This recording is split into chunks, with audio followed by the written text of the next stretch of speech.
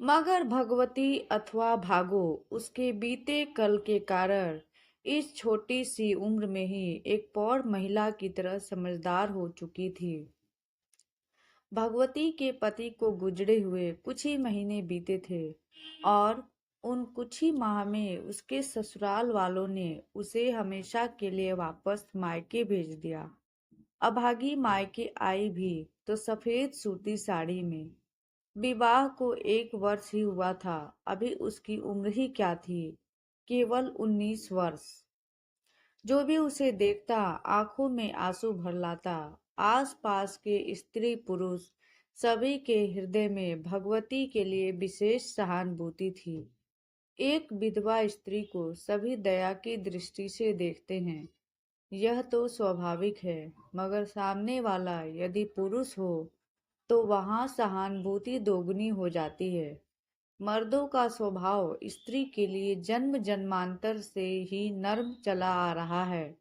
वह भी तब जब स्त्री पराई और लाचार हो तो वह और अधिक नम्र बन जाता है। नम्रता छल और मक्कारी में कब परिवर्तित हो जाती है, इसका असहाय स्त्री का कोमल मन लगा ही नहीं पाता। और जब तक वो कुछ जान पाती है तब तक उनकी देह उनका आत्मसम्मान लूट चुका होता है। मगर भगवती अथवा भागो उसके बीते कल के कारण इस छोटी सी उम्र में ही एक पौर महिला की तरह समझदार हो चुकी थी।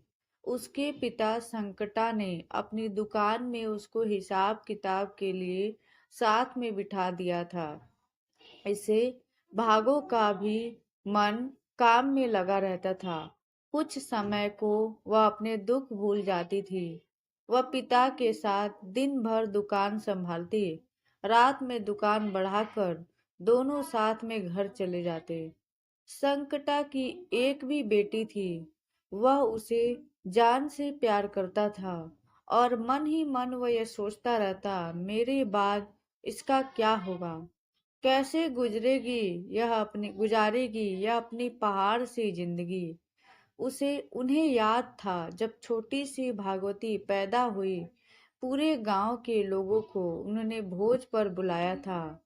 विवाह के बाद 8 वर्ष बाद कई मंदिरों के चक्कर व मन्नतों के बाद वह उनके घर में जन्मी थी।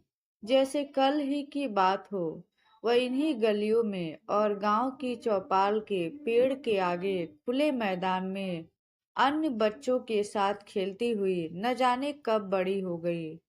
चौपाल में बैठने वाले पुरुष उन बच्चों को खेलते देखते और सभी बच्चों का इस तरह ध्यान रखते जैसे वह उनके अपने घर के बच्चे हों। सभी भागों को भी बहुत स्नेह करते। वह थी ही इतनी प्यारी, पूरे गांव में उसे लाडो रानी नाम से पुकारा जाता था। लड़के लड़कियों के विवाह विद्यालय का रास्ता एक था, मगर लड़कियों की छुट्टी थोड़ी देर से होती थी तो ये मनचले लड़के वक्त पर गेट पर पहुंच जाया करते थे। मगर विद्यालय के अलावा भी अक्सर जहां तहां मुनीम और मुखिया का लड़का उसका पीछा करते रहते। भगवती के पिता को जब इस बात की भनक लगी तो वह उसके विवाह के लिए वर तलाशने लगे। शीघ्र ही पिता के गांव के स्कूल मास्टर के लड़के का रिश्ता भगवती के लिए आया। भगवती पढ़ाई के साथ साथ खेल में भी अव्वल थी। मास्टर पदम सिंह ने उसे देखा और अपने बेटे का विवाह उससे कराने की ठानी और तनिक देर किए बिना भागो के लिए रिश्ता भेज दिया। मास्टर जी का लड़का शहर में जूनियर इंजीनियर था। विवाह के बाद भागो को उसके साथ शहर जाना था। इस बीच दोनों परिवार एक दूसरे के गांव घर बार देखने आए। दान दहेज सब तय हो गया। एक बार रमेश भी भगवती से मिलने आया था। फिर वह दिन भी आया जब गाजे बाजे के साथ धूमधाम से रमेश उसे ब्याह कर अपने घर ले गया। 10 दिन ससुराल में रहने के बाद वह उसे अपने साथ लेकर शहर चला गया। वहां उसने एक किराए का कमरा लिया था। उसे पहले वह ऑफिस के गेस्ट हाउस में रखता था और वहीं मैस से भोजन करता था। भगवती को साथ लाने के लिए ही उसने किराए में कमरा लिया और थोड़ा जरूरत का सामान उसमें रखवा दिया। दोनों ने अपनी गृहस्थी की शुरुआत उस छोटे से घर से ही। दोनों बहुत खुश थे। कुछ दिन तो बहुत सुख से बीते, मगर सिविल इंजीनियर होने के कारण रमेश को साइट पर देर तक रुकना पड़ता था। कभी कभी वह रात 1 बजे तक घर पहुंचता। भागो दिन भर घर में अकेली रहती। काम भी ज्यादा नहीं था। रमेश का टिफिन बनाना, साफ सफाई, कपड़े वगैरह करने के बाद भी बहुत समय बच जाता उसे। कमरे में घुटन होती तो वह बालकनी में बैठ जाती, जो कमरे से लगी हुई थी। कभी कभी कोई किताब पढ़ लेती। आते जाते लोगों को घंटों देखती रहती। उस बिल्डिंग के दाहिनी तरफ एक पार्क था, जिसमें शाम को बच्चे खेला करते थे। वह शाम की चाय वही बालकनी में बैठकर पीती, बच्चों को देखती रहती। शहर में फ्लैट बहुत पास पास हुआ करते थे। सामने के फ्लैट में एक छोटा सा ऑफिस था। उसका किचन व बाथरूम पीछे की ओर था, जिस ओर भागो की बालकनी थी।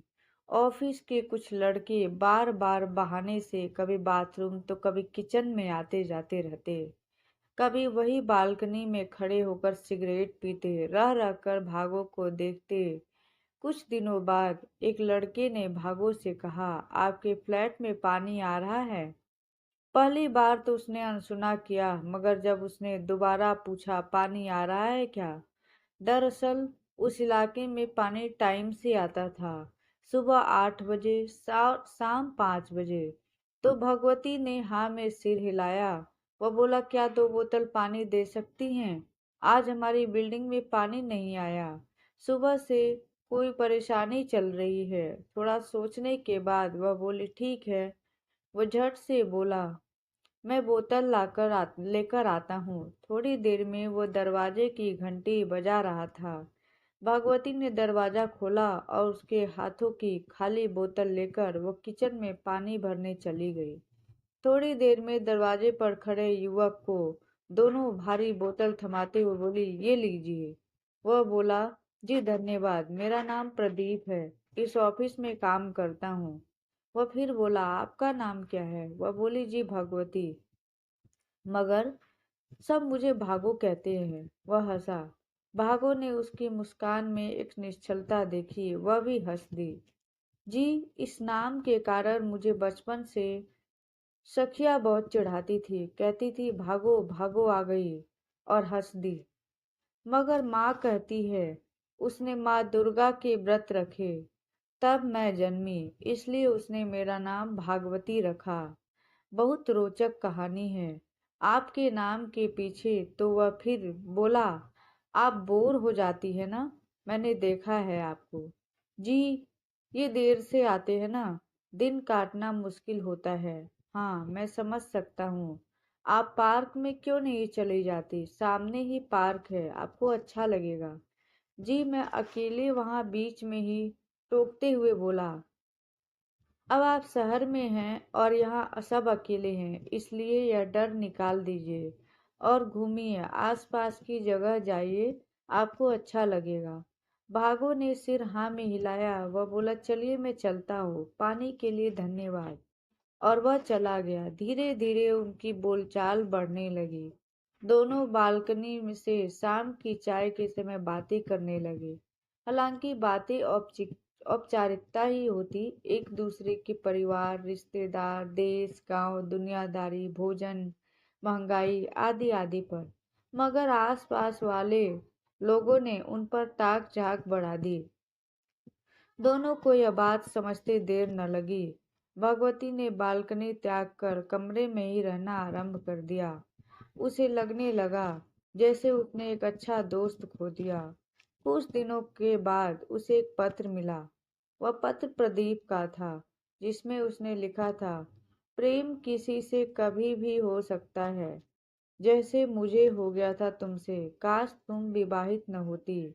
यह पढ़ते ही वह घबरा गई और सोचने लगी, बड़ा विचित्र है यह, ये जानते हुए भी कि मैं विवाहित हूँ, इसे मुझसे कितनी आसानी से प्रेम हो गया। और माना कि कभी कोई भावुक भावना इसके मन में छू भी गई हो, तो भी क्या इसे यह पत्र मुझे लिखना चाहिए था?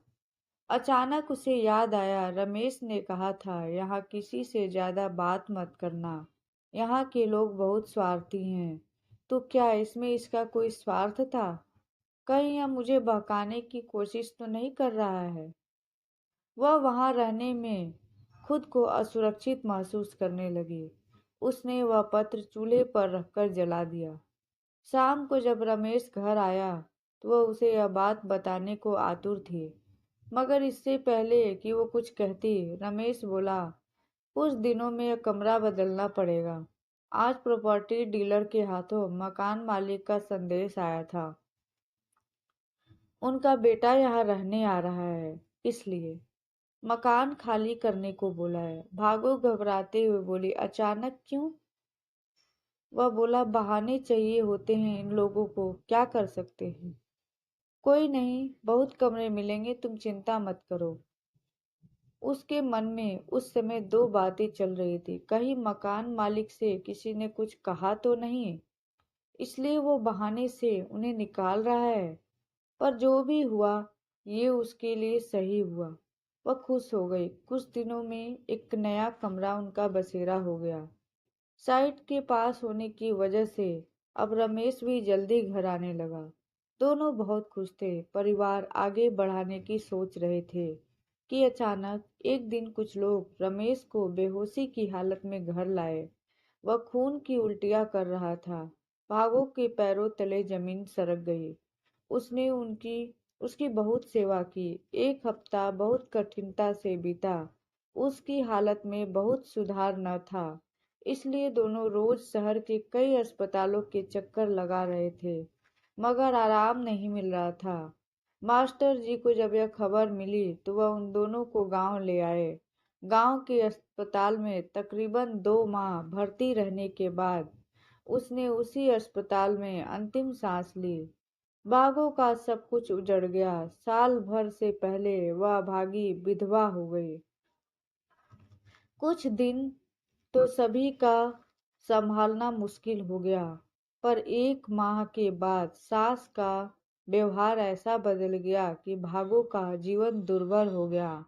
वह उसे ही अपने बेटे की मृत्यु का जिम्मेदार मानने लगी। मास्टर जी पहले पहले तो बहुत अच्छे रहे, पत्नी को भी समझाते, कहते कि बच्ची है, क्यों सुनाती रहती हो। पर धीरे धीरे उनको भी पत्नी की बातें सही लगने लगी। बेटी मानने वाले ससुर के लिए अब भागो सिर्फ काम करने वाली बाई बनकर रह गई। एक दिन तो हद ही हो गई। मार पीट कर दोनों ने उसे घर से निकाल दिया। रात भर वह बाहर आंगन में बैठी रही। पड़ोस की एक ताई जो भागो की माँ को जानती थी, उसने किसी पहचान वाले के हाथ भागो के पिता को चिट्ठी लिखवाकर भिजवा दी। चिट्ठी पढ़ने के बाद वह तुरंत मास्टर जी के वहां उसे ले गए। गांव पहुंचने तक रास्ते भर वो सोचती रही। सोच सोच कर उसका चेहरा, उसकी आंखें दोनों में थकान साफ दिखने लगी और दिमाग तो जैसे फटने को तैयार हो गया। द्वार पर माँ उससे लिपट लिपट कर रोने लगी। आस पास के लोग, उसकी सहेलियां, जिसमें गुड़िया जो उसकी सबसे प्यारी सहेली थी, सब उससे मिलने व दुख जताने आए। उसके पिता ने सोचा, क्यों न इसे मैं दुकान के काम में लगा दूं, इससे इसका मन लगा रहेगा और रोज रोज घर पर आकर इसे रुलाने वाले पड़ोसी का भी आना जाना बंद हो जाएगा। अतः उन्होंने उसे अपने साथ किराए की दुकान पर बिठा दिया। मगर संकटा के संकट इतनी आसान से कम होने वाले न थे। वह महसूस कर रहे थे, जब से भागो को दुकान में बिठाया है, तब से दुकान में ग्राहकों की बढ़ोतरी हो गई है। हालांकि ये अच्छी बात थी, मगर जिन महिलाओं का घर में जमावड़ा लगा रहता था, बात बात में भागो के लिए दुख जताते, मुखिया का लड़का भी अब बहाने से रोज कभी राशन तो कभी तेल कभी साबुन लेने वहां आने लगा। संकटा का मन यह देखकर बेचैन हो जाता। भागो गल्ले पर बैठी हिसाब लिख रही थी कि सामने से एक आदमी को अपनी दुकान की ओर आते देखा। धीरे धीरे वह आदमी कुछ जाना पहचाना लगने लगा। पास आते आते उसका चेहरा साफ दिखाई दिया। अरे, यह तो प्रदीप था। भागो को पहले यकीन न हुआ। उसने पुनः गौर से देखा। वह वाकई प्रदीप था। वह पास आकर बोला, मुझे बहुत दुख हुआ, पता चला रमेश जी नहीं रहे। संकटा प्रसाद यह देख कर आश्चर्यचकित था कि यह कौन है। भागो ने बताया, पिताजी, यह शहर में हमारे पड़ोसी थे। प्रदीप ने संकटा को नमस्कार किया और बोला, मुझे आपसे कुछ बात करनी है। क्या आप थोड़ी देर के लिए मेरे साथ चल सकते हैं? पहले तो संकटा हिचकिचाया, फिर बोला, अच्छा चलो। दोनों पैदल चलने लगे। चलते चलते रास्ते में प्रदीप ने भागो के साथ मुलाकात की सारी बातें बताई और वह चिट्ठी का भी जिक्र किया। साथ ही यह भी बताया है कि वह भागो से कितना प्रेम करता है। संकटा प्रसाद को उसकी सच्चाई और भागो के लिए उसका प्रेम उसकी आंखों में साफ दिखाई दिया। उसने आकर भागो से सारी बात कह दी। भागो यह सुनकर बहुत व्यथित हो गई। उसे लगा वो उस पर दया दिखा रहा है और उसने पिता से पुनर्विवाह के लिए साफ मना कर दिया। एक दिन भागो को हल्का बुखार था, मगर दुकान खोलने तो जाना ही था। उसने दुकान खोली। ग्राहकों का आने का सिलसिला चलने लगा। आज अकेले दुकान संभालना बहुत मुश्किल हो रहा था। भागो का मन था घर जाकर आराम करने का कर रहा था, मगर दुकान पर इतना काम था। तभी सामने से मुनीम का लड़का आते दिखा। वह बोला, अरे, आज अकेली हो? हाँ पिताजी, दुकान का सामान लेने गए हैं। ओह, वह बोला। भागो बोली, क्या चाहिए तुम्हें? कुछ नहीं, तुम जाओ। वह उसका माथा छूकर बोला, तुम्हें तो बहुत बुखार है। हाँ, पर इससे पहले वो कुछ बोलती, उसने उसे कुर्सी पर बिठा दिया और बोला, तुम आराम करो, आज दुकान मैं संभालूंगा। वह बोला, कभी तुम मेरे काम आ जाना। वह बोली, मतलब क्या है तुम्हारा? सोनू बोला, बड़ी भोली हो, इतना भी नहीं समझती। एक लड़की लड़के के काम कैसे आ सकती है? वह चिल्लाई। सोनू, तुरंत निकल जा मेरी दुकान से और कभी यहाँ भूल कर भी नजर नहीं आना। यह सुनकर वह गुस्से से कांपने लगी और धम से दुकान में ही गिर गई। जब उसकी आंख खुली तो वह अस्पताल में थी। सामने प्रदीप खड़ा था। उसके चेहरे पर परेशानी दिख रही थी। उसके उठते ही वो बोला, तुम ठीक तो हो ना? मैं तुम्हारी दुकान तक गया था। वहां किसी को न देख जब मैंने दुकान के अंदर झांका तो तुम जमीन पर बेसुध पड़ी थी। देह ज्वर से तप रही थी, तो मैं तुम्हें यहाँ ले आया। साथ ही तुम्हारी दुकान भी बढ़ा दी। मुझ पर इतनी दया क्यों कर रहे हो प्रदीप? प्रदीप बोला, जिसे तुम दया करती हो वह मेरा प्रेम है, मगर तुम्हारे हालात ऐसे हैं कि तुम मुझे नहीं समझोगी। मुझे ऑफिस से सिर्फ सप्ताह भर की छुट्टी मिली। गांव की धर्मशाला में रुका हूँ। 5 दिन हो गए, परसों वापस चला जाऊंगा। तुम्हारा जवाब जो भी होगा मुझे स्वीकार होगा। तुम बस सदा खुश रहना। चलता हूँ कहकर वो धर्मशाला की ओर चला गया। भागो ने माँ को सब बात बता दी। माँ ने भागो को बहुत समझाया, उसका मन का डर निकालने की बहुत कोशिश की, मगर वह न मानी। अंत में माँ ने कहा, जैसा तू उचित समझे वही कर। बस की खिड़की पर बैठा बैठा वह सोच रहा था, चलो, मैंने एक कोशिश तो की, इसका मुझे यही सुकून है। अचानक बस के दरवाजे में उसे भागो खड़ी दिखी। वह एक पत्र प्रदीप को थमाकर चली गई। पत्र में लिखा था, मैं तुम्हारा इंतजार करूंगी। संकटा प्रसाद को उसकी सच्चाई और भागो के लिए उसका प्रेम उसकी आंखों में साफ दिखाई दिया। उसने आकर भागो से सारी बातें कह दी।